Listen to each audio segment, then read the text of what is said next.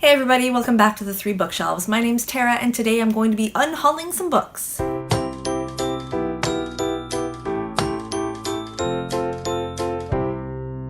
I've been wanting to do an unhaul for a while because I'm kind of running out of bookshelf space and I need some more space. Then a couple of weeks ago, Lala over at Books and Lala did an unhaul of her own and she had a great idea. As she always does, she set 10 categories and tried to fill each category with at least one book to unhaul. I thought that was a great way to help me figure out how to unhaul my books too, so that's what we're gonna do today. First up is a book that you rated low, and for that it was very easy. I chose The Martian Chronicles by Bradbury. This is a collection of loosely connected short stories about the colonization of Mars.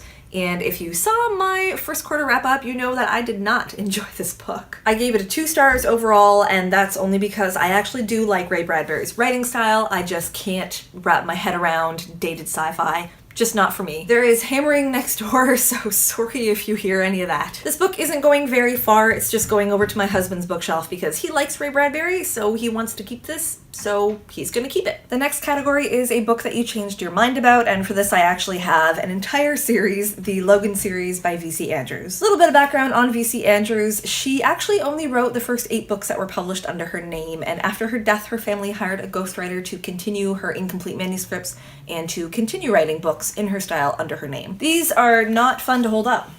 For a long time, I considered the first 3 series that the ghostwriter fully wrote on his own as V.C. Andrews canon because they really did fit her style, but the Logan series was always a little bit less. It does follow the typical V.C. Andrews formula of poor young girl loses one or more of her parents, goes to live with family members that she's never met before, where she uncovers dark family secrets and usually falls in love with someone she's related to. But after giving it some more thought, I decided that the Logan series leans a little bit too far towards the ghostwriter's style and the caliber of books that he's written since under her name, which is not great. Why let all of this take up valuable space on my bookshelf? It's out of here. Speaking of series, the next category is a series that you won't be completing, and that's going to be The Hitchhiker's Guide to the Galaxy by Douglas Adams. Douglas Adams? This is a humorous and very offbeat story about an unassuming guy who goes on an intergalactic adventure with friends that he didn't know were actually aliens. I did actually enjoy this book for the most part. The ending was a little bit too out there for me, but since reading it many years ago, I just haven't had any interest in picking up the next book, continuing on with the series. This is also just moving over to my husband's bookshelf. He thinks this will be an important read for our son someday, so it's staying in the house.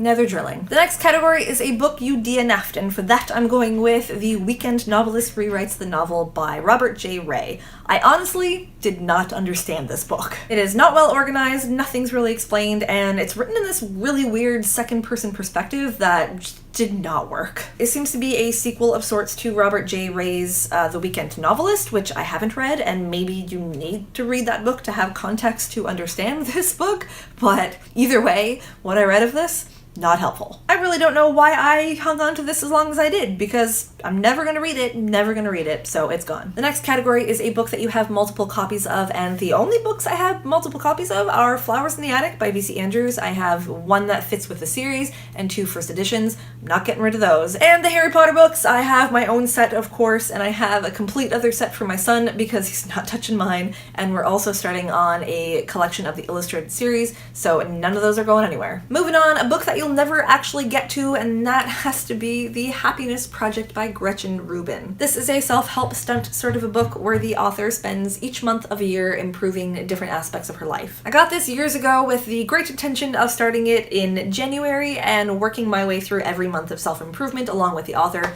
but just never did, and if I haven't done it by now, am I ever really gonna? Probably not. And after reading some pretty awful reviews about this book on Goodreads, I'm feeling pretty justified in my decision to unhaul this. A book you bought because of the hype. The Woman in the Window by A.J. Finn. Honestly, I didn't buy this just because of the hype, but did sound like a book I would genuinely be interested in. This is your typical unreliable narrator thriller.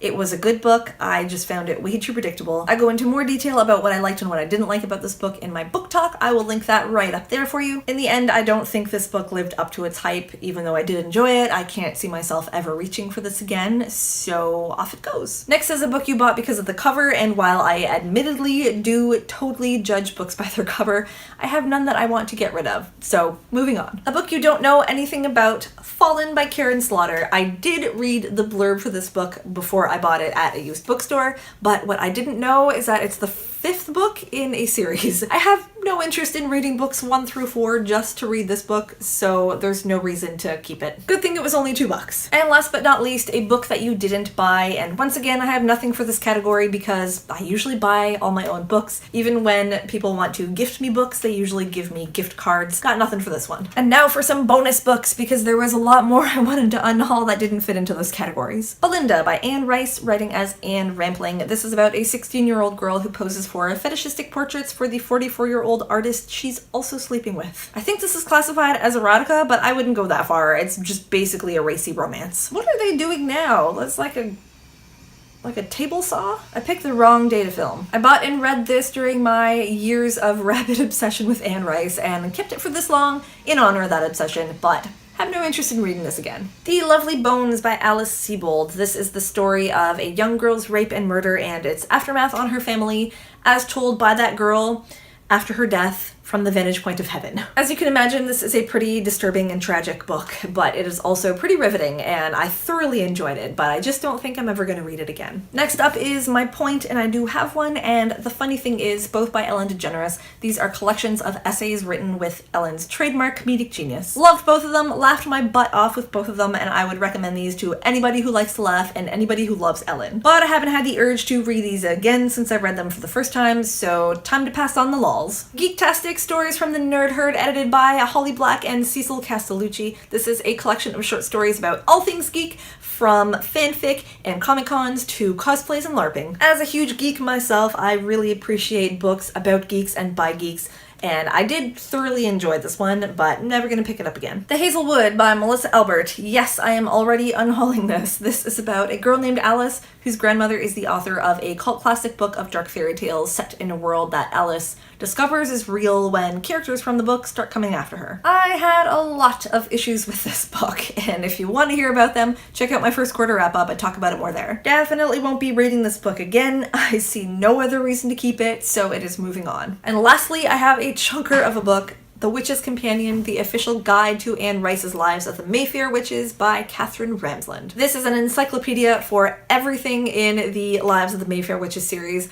Really everything. Characters, settings, lore, mythology, everything you could want, it's in here. This was really, really helpful to have when I was reading through the series. Even, I think, the 3rd and 4th time I read through it, I was still referring to this because it's so expansive of a story. The first book alone goes through a 300-year history of the family, so just for the family tree, this is worth it. I'm sure I will read The Lives of the Mayfair Witches again someday, but I don't think I need the reference guide anymore. And that's it for my unhaul. All of these books will be going to my local library and off of my shelf so I can put all the books that I have been buying, even though I said when I started this channel that I'm not buying a lot of books, but I totally am. Where was I going with that sentence?